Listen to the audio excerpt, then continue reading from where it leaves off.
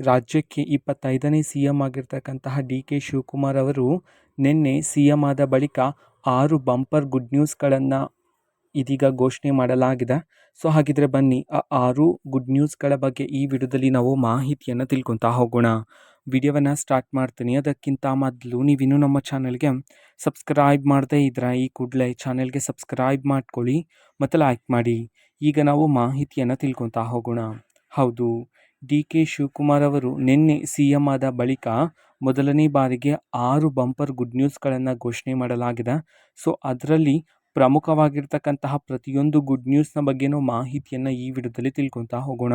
So ಮೊದಲನೇ good news ಏನಂತಂದರೆ, ವಿದ್ಯಾರ್ಥಿಗಳಿಗೆ ಉಚಿತವಾಗಿ ಬಸ್ ಪಾಸನ್ನು ನೀಡಲಾಗುತ್ತೆ ಅಂತ ಹೇಳಿ ಘೋಷಣೆ ಮಾಡಿರ್ತಕ್ಕಂಥದ್ದು.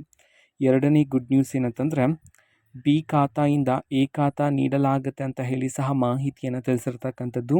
ಮೂರನೇ ಖಾತೆ ಬಂದ್ಬಿಟ್ಟು ರಸ್ತೆಯ ನಿರ್ಮಾಣಕ್ಕೆ 2,500 ಕೋಟಿ ಮೀಸಲಿಡಲಾಗಿದೆ ಅಂತ ಹೇಳಿ ಮಾಹಿತಿಯನ್ನು ಹೊರಡಿಸಿರ್ತಕ್ಕಂಥದ್ದು. ನಾಲ್ಕನೇ ಪ್ರಮುಖವಾಗಿರ್ತಕ್ಕಂತಹ ನ್ಯೂಸ್ ಏನಂತಂದರೆ, 2,500 ಚದರ ಕಿಲೋಮೀಟರ್ವರೆಗೂ ಸಹ OC ವಿತರಣೆ ಮಾಡಲಾಗುತ್ತೆ.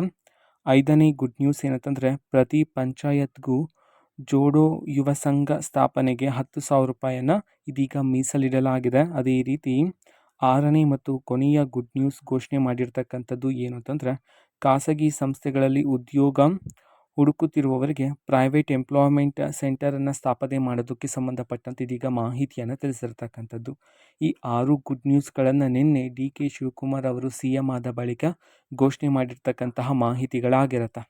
ಇದೇ ರೀತಿ ಇನ್ನು ಹಲವಾರು ಯೋಜನೆಗೆ ಸಂಬಂಧಪಟ್ಟಂತೆ ಮಾಹಿತಿ ಬಂದ ನಂತರ ಆದಷ್ಟು ಬೇಗ ನಾನು ನಿಮಗೆ ಇನ್ಫಾರ್ಮೇಷನನ್ನು ತಿಳಿಸ್ತೀನಿ. ಅದಕ್ಕೋಸ್ಕರ ಆ ಚಾನಲ್ಗೆ ಸಬ್ಸ್ಕ್ರೈಬ್ ಮಾಡ್ಕೊಳ್ಳಿ ಮತ್ತು ಮಾಹಿತಿ ಇಷ್ಟ ಆಗಿದ್ರೆ ನಿಮ್ಮ ಫ್ರೆಂಡ್ಸ್ ಆ್ಯಂಡ್ ಫ್ಯಾಮಿಲಿ ಮೆಂಬರ್ಸ್ಗೂ ಸಹ ವಿಡಿಯೋವನ್ನು ಶೇರ್ ಮಾಡಿ, ಜೊತೆಗೆ ಚಾನಲ್ಗೆ ಸಬ್ಸ್ಕ್ರೈಬ್ ಮಾಡಿಕೊಂಡು ಸಪೋರ್ಟ್ ಮಾಡಿ. Thank you. ಬಾಯ್.